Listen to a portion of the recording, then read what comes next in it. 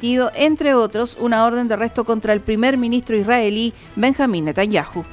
Actualidad pura, pura actualidad. Mesa Central.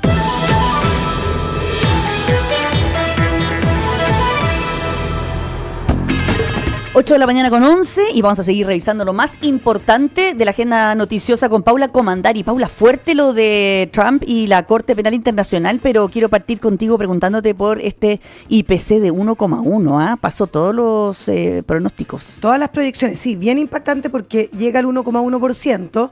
Los analistas de mercado habían proyectado un IPC alto. Igual. Bueno, sobre todo porque sigue penando ahí las altas tarifas y todo el proceso que se tuvo que hacer de reajuste. De la luz. Claro, por la paralización que había habido el último tiempo después de pandemia de las tarifas y había que hacer como una especie de reactualización. Pero claro, sorprende porque habían proyectado algo así como un 0,7, un 1%. Entre un 0,8 y un 1, pero fue hasta 1,1, o sea, fue un poquito más. Sí. Así es que nos vamos a tener que acostumbrar que vamos a estar todavía muy lejos de la meta de inflación del Banco Central, porque lo que se dice que en el acumulado, en este año, digamos, llegamos a un 4,9%, que es bien alto. Bien alto, tomando en consideración la meta que tiene el banco, que es del 3%. Así la es. Convergencia, ya decía el Banco Central, que va a ser como para el 2026, casi está quedando. Sí, fíjate que veía que las proyecciones se van como moviendo. Se movieron, porque se supone que íbamos a tener una inflación bastante más controlada a fines de 2024. Eso no pasó y hay que ir esperando. Se dice que esto va a ir de más a menos, o sea, que vamos a partir con altos índices de inflación y que va a ir bajando durante el año. Vamos a ver si esas proyecciones son efectivas y si es que vamos controlando a poco una pesadilla para los ciudadanos. Sí, yo creo que ahí va a haber un importante test para el Banco Central en esta materia a la vuelta de marzo. Oye, sigamos hablando con otros temas. Partamos con esto de la Corte Penal Internacional y Trump, que le dio con ahora sanciones. Todos los días hay una sanción distinta, hay una novedad bastante brutal, digamos, por parte del gobierno. Todos los días algo distinto. Todos los días la agarra con alguien, básicamente. Claro, un buen chileno. Y esto está haciendo como tensiones de Estados Unidos con sus principales aliados. Está poniendo un foco en Europa porque están esperando aumentos de aranceles también en esa zona. Estamos paralizados en México y en Canadá a ver si es que algún tipo de conversación y diálogo allí resulta. Pero vuelvo a poner el foco en Estados Unidos porque, según indica el New York Times, durante la visita del primer ministro de Israel, Benjamín Netanyahu, lo que me dicen es que probablemente Donald Trump le habría adelantado incluso al primer ministro este plan, antes de hacerlo público, que igual llama harto la atención. De Gaza. Esto de que intentaría apoderarse de Gaza, desplazar permanentemente a unos 2 millones de residentes palestinos y de reurbanizar el territorio para convertirlo, como hemos dicho, aquí en la Riviera del Medio Oriente. La propuesta que igual en los últimos días varias autoridades de gobierno han intentado, ponerle un poco de paño frío, de matizar, que el presidente no quiso decir que realmente se quiere instalar tropas, allí. Exactamente. Sí. Bueno, sí, ha provocado una condena mundial rotunda. Los expertos recalcan que una medida de este tipo equivaldría a una limpieza étnica. Y va contra la legislación internacional. Violaría el derecho internacional. De todas maneras. O sea, de manera ahí profunda. Ahora el tema se complejiza. Los medios internacionales estaban muy preocupados por esta firma de Donald Trump de una orden ejecutiva que impone sanciones a la Corte Penal Internacional, diciendo que su administración va a establecer, fíjense, consecuencias tangibles y significativas a las personas que trabajan en investigaciones que de alguna manera amenacen la seguridad nacional de Estados Unidos, no solo de Estados Unidos, también de sus aliados, incluido Israel. Llama la atención el timing de esta determinación, justo cuando el representante de Israel está en Estados Unidos. Yo creo que Benjamín Netanyahu ni en sus mejores sueños pudo imaginar un aliado como Trump, que primero le dice que se va a apoderar de Gaza y luego le dice que además va a ir contra la Corte Penal Internacional, que de hecho emitió una orden de arresto en contra de Benjamín Netanyahu por la guerra en Gaza. Hace algunos meses atrás. O sea, bueno, también contra los líderes de Hamas. Pero fue muy llamativa la que hizo en contra de una persona específica, de Benjamín Netanyahu, un presidente en ejercicio. Y este anuncio como que a uno le queda dando vueltas, como que en visión de Trump la Corte no puede sancionar, multar un comportamiento que considera delictivo o ilegal, si acaso el que lo comete es Estados Unidos o bien Israel. Claro, porque las personas que trabajan en la Corte se exponen, ¿no es cierto?, a un tema de revisión de sus cuentas, de sus finanzas personales, o sea, va a haber una persecución bastante grande. Así es, esto que decías tú, Mónica, lo de este anuncio de arresto contra el primer ministro israelí ocurrió en noviembre pasado, y ahí el tribunal ya enfrentó reacciones muy, muy negativas de Estados Unidos. O sea, ya había ahí un precedente, pero lo que está haciendo Trump es ir bastante más lejos que su antecesor. La orden de Trump dice que las acciones del tribunal contra Israel y sus investigaciones preliminares sobre Estados Unidos sientan un precedente muy peligroso, poniendo en peligro directamente al personal actual y anterior de Estados Unidos al exponerlos al acoso y al riesgo del procesamiento penal internacional. Y habla de la Corte que no tiene una base legítima, ha afirmado su jurisdicción y ha abierto investigaciones preliminares, sobre personal de los Estados Unidos y algunos de sus aliados, incluido Israel, y ha abusado. Esa es la palabra como más llamativa. Ha abusado aún más de su poder cuando emitió estas órdenes en contra de Netanyahu y Galat en su momento. Y un nuevo elemento del comportamiento errático que está teniendo Trump es precisamente, además de que cerró la oficina de la OMS, está cerrando algunas agencias de la ONU, ha establecido esto de Gaza y después ha matizado, es lo que hemos repetido varias veces esta semana, o sea, muchos anuncios y después... Un poquito de marcha atrás. Exactamente, pero bueno, mantiene muy nervioso no solamente a la geopolítica mundial, sino que también a los analistas de mercado, a los inversionistas, porque, claro, de alguna manera el comportamiento de Trump, su actuar, ponen en jaque su administración, que acaba de comenzar, sí, y en cuyas primeras decisiones, como decimos, bueno, ha dado marcha atrás, ha dado un paso atrás. Y algunos de los analistas internacionales, también lo comentamos ayer, creo, están diciendo que el gran inconveniente que se vislumbra es que Trump empieza a ejercer una administración polémica como lo fue en la primera. Claro, pero vamos a ver si, como se dice, es más ruido y pocas nueces o al revés. Vamos a ver qué de todo esto se va concretando en los hechos o si son bravatas que no se pueden cumplir. Porque esta no es la primera vez que Trump sanciona a la Corte Penal Internacional, digamos a miembros de la Corte y en sus finanzas personales por acciones. Por ejemplo, lo hizo cuando la Corte investigaba a las fuerzas estadounidenses por crímenes de guerra en Afganistán. Las sanciones las levantó Joe Biden. Y ahora vuelve con estas sanciones que tienen relación con Israel.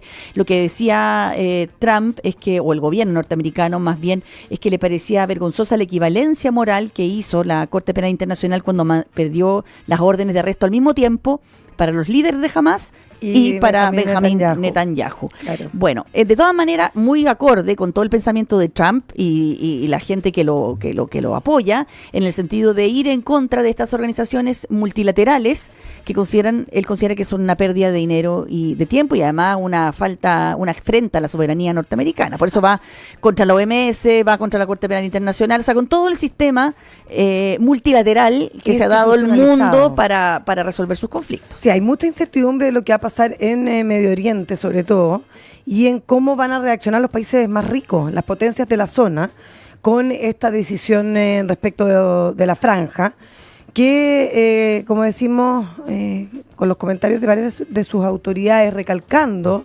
que esto no es tan así, bueno, igual va generando dudas y sospechas de lo que realmente va a hacer ahí. Uh-huh. Sí. Oye, volvamos a nuestro país porque ayer fue un día significativo, sobre todo para un sector político de Chile. Los homenajes del presidente Sebastián Piñera sirvieron, ¿no es cierto?, para procesar mucho de lo que está ocurriendo en materia de política contingente, sobre todo en la relación más que entre el gobierno y la oposición, sobre todo al interior de la propia derecha, ¿o no? Tanto ruido que hubo entre por los partidos más grandes, entre la UDI y RN en las décadas pasadas. Hoy podemos ver que ahí hay mucha unidad. En Evópoli, en RN, en la UDI. los partidos y los representantes de esos partidos estaban ayer en Coique. Se vio que los distintos colaboradores están en esa ruta. Muy compacto ese grupo. Pero claro, no hubo representantes del Partido Republicano en el Lago Ranco y no se vio, además de un tuit de José Antonio Kast, ningún gesto no participaron, mayor. No participaron en ninguno de los homenajes. De las conmemoraciones, sí, excepto en este primer año. El Team Patriota, que llegó a tratar de interrumpir y de insultar a las personas que participaban en la misa aquí en Providencia. Ahora, el hecho de que no haya unidad en el sector, sobre todo considerando lo que le ha pasado a este gobierno, los distintos casos que ha enfrentado, o sea, ha tenido contingencias muy complejas, el oficialismo, no se ve esa intención que siempre puso sobre la mesa el presidente Piñera, de que efectivamente para derrotar a la izquierda ellos tenían que hacer una alianza mucho más grande, mucho más extendida, que incluyera desde el Partido Demócrata hasta los republicanos. Eso no está hoy, y lo conversamos ayer con Guillermo Ramírez, el diputado presidente de la UDI, que decía que en este momento hay 4 listas parlamentarias, ni siquiera hay 2. Porque está la de la UDI, RN y Evópoli. ¿Ya? Estaría la de los republicanos con el grupo de Kaiser. Con Kaiser. ¿Verdad? Que aceptaron, ¿no? ¿Ya o no? Están negociando como algunas condiciones. Están en conversaciones. Está el grupo de Amarillo y los demócratas, claro, ¿verdad? Y está, por otra parte, los socialcristianos. O sea, imagínate lo que significa si no hay un acuerdo. Habría probablemente en la izquierda, supongamos que hay 2 listas parlamentarias, sí, la del Socialismo Democrático y el Frente Amplio y el Partido Comunista. Bueno, eso ya corren con ventaja versus 4. Exactamente. Y esa era la gran preocupación que mostró ayer Guillermo Ramírez, que dijo que en el fondo la pelea hoy, y es un poco lo que uno ve, se está dando entre personeros, entre comillas, amigos, porque los dardos, la última entrevista de Arturo Esquella del Partido Republicano fue durísima en contra de Chile Vamos, durísima. Yo la destaqué ayer porque me pareció también de una dureza impresionante. Piensa que Guillermo Ramírez con Arturo Esquella eran...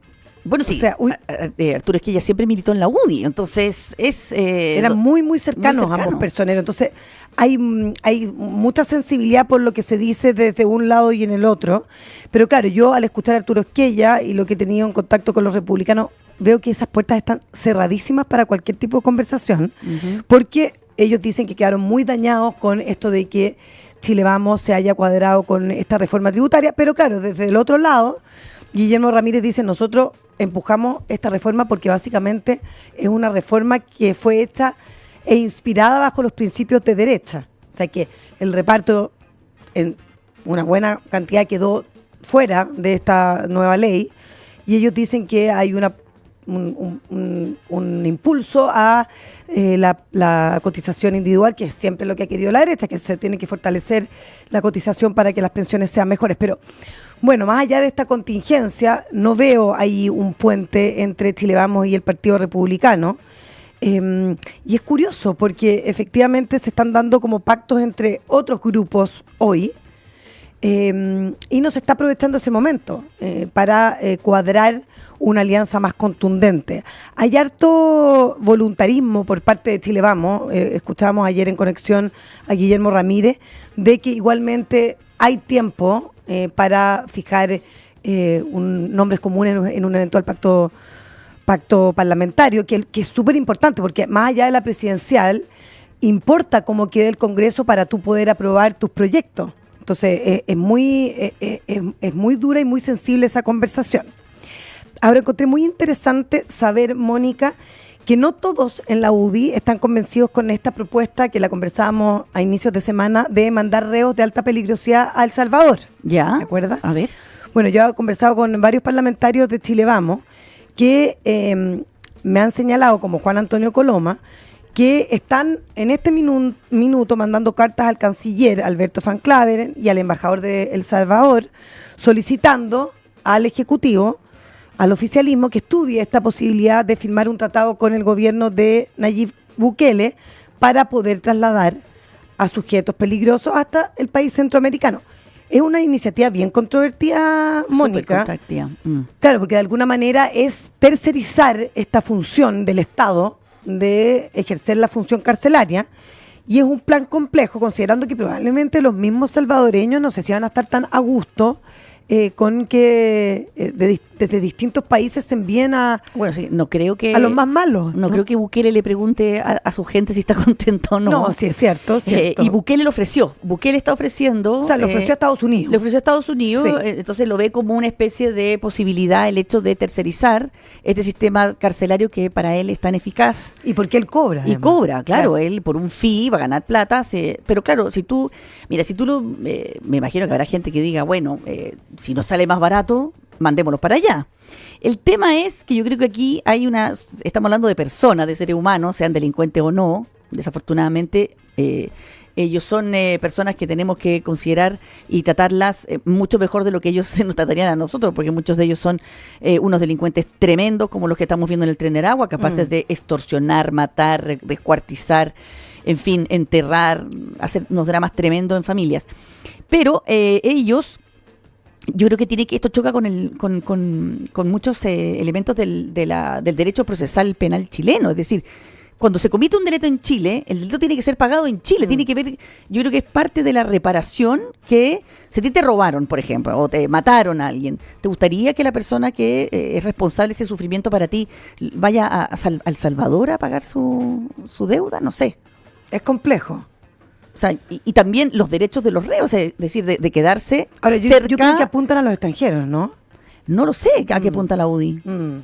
Ese es un detalle que hay que despejar. O sea, ¿sería solo los extranjeros que Porque por lo mandarían menos para Estados Unidos son de ciudadanos extranjeros. No puede Donald Trump sacar a sus propios ciudadanos. No, lo que yo entiendo es que el acuerdo que firma con El Salvador, Marco Rubio, es para estos deportados extranjeros que los lleven. Pero cuando Bukele le ofrece cobrarle por un fee extra, son ciudadanos norteamericanos, condenados. Ya, ahí sería mucho más complejo. A eso me refiero que primero, la nacionalidad de la persona. El reo tiene el derecho de estar cumpliendo su pena, porque solamente, supuestamente, en teoría, ha infligido una de las normas que le impiden convivir en sociedad, pero nada más que eso. O sea, no pierde ni derechos políticos, ni pierde el derecho de estar cerca de su familia, por ejemplo. Exacto, porque están igual fuera. Mira, es una idea que yo creo que puede ser muy popular, Mónica, porque qué mejor que decirle al ciudadano a pie, al chileno, que te vas a llevar lejos a los seres más peligrosos de nuestro país. Pero, como digo, es muy difícil de llevarlo a la práctica, porque sería como desligarse de esa responsabilidad. Y me llamó la atención que ayer en Conexión, desde el Lago Ranco, el presidente de la UDI, Guillermo Ramírez, pusiera paños fríos. Mire, escuchemos. La verdad es que todavía nosotros no hemos tomado una posición tan clara respecto de esto. Yo lo que hice, le pedí al jefe de bancada de la UDI, a Gustavo Benavente, y al equipo de abogados que nos asesoren, que estudien esto en detalle, porque, a veces los titulares no permiten ver las cosas en su verdadera dimensión. Y por lo tanto yo quiero saber acá el detalle de este supuesto acuerdo. Es como que se tercerizara una especie de responsabilidad que cada Estado tiene al interior de sus fronteras. Entonces, ojo que aquí veo, Mónica, un distanciamiento del presidente de la UDI respecto de sus propios parlamentarios, incluyendo el secretario general Juan Antonio Coloma, porque quedó la sensación ayer en la entrevista de que él dice, a ver, aquí hay que pensar mucho las iniciativas y proyectos que presentamos, porque claro, pueden ser al final buenos titulares, pero muy difíciles o tal vez imposibles de practicar. O malos de practicar, en definitiva, porque si tú ofreces como tú dices, debe ser muy popular, si ofreces una alternativa tan populista, igual después te juega en contra. O sea, no sé, frente a la opinión de la gente, pienso yo. Oye, ¿algún otro temita para cerrar? ¿Lo del presidente Boric? Sí, fue sobreseído el presidente Boric ayer de esta denuncia por difundir imágenes íntimas. También encuentro muy complejo aquí, porque la denunciante que lo acusa en septiembre pasado de difundir estas imágenes íntimas, bueno, finalmente como que se retracta de esa acusación. Ayer, se dio una audiencia larga de 40 minutos. El fiscal Sebastián González entregó detalles sobre cómo se inició esta denuncia y todas las diligencias que fueron haciendo. Y en el fondo, al final, lo que queda como sensación es de que la denunciante, en su segunda declaración, como que le desliga la responsabilidad al presidente Boric. Al principio había dicho que solamente él había tenido acceso a su computador donde estaban estas imágenes. Después dice que no, que otros abogados también pasaron por ese mismo escritorio. y que también ella tenía un conflicto con otra mujer y que esa mujer también había tenido acceso a las fotos. No pudo la Fiscalía probar el reenvío de las imágenes que ella misma le envió al presidente, y tampoco se encontraron esas imágenes en las plataformas que ella decía que estaban, en YouTube, en Twitter y en Facebook. Ah, tampoco estaban. No estaban O sea, que disponibles. esto fue fruto de la imaginación. Yo encuentro que es súper complejo y que tenemos que reflexionar respecto de estos casos que están Claro, porque sobre fue la un mesa, escándalo fíjate. tremendo en un minuto en contra del presidente Boric, que interrumpió una agenda política, una agenda de trabajo, frente a una... Claro, cualquiera podría estar inventando cualquier tipo de acusación falsa en contra del presidente claro, y generar un problema. ¿Y qué se hace? Claro, ¿y qué se hace también? Es verdad, Es súper complejo, complicado, sí. súper sí. difícil. Pero ahí está, por lo menos ya está despejado ese fantasma que Bueno, quizás era lo muy que complejo para el presidente. podríamos partir todos, y también la clase política sobre todo, a ser más prudente frente a condenas que se hagan tan rápidas en torno a este tipo de situaciones. Así es. Bueno, Paulita, muchísimas gracias. Se nos acabó el tiempo, pero seguimos conversando en un ratito más en Mercado Global.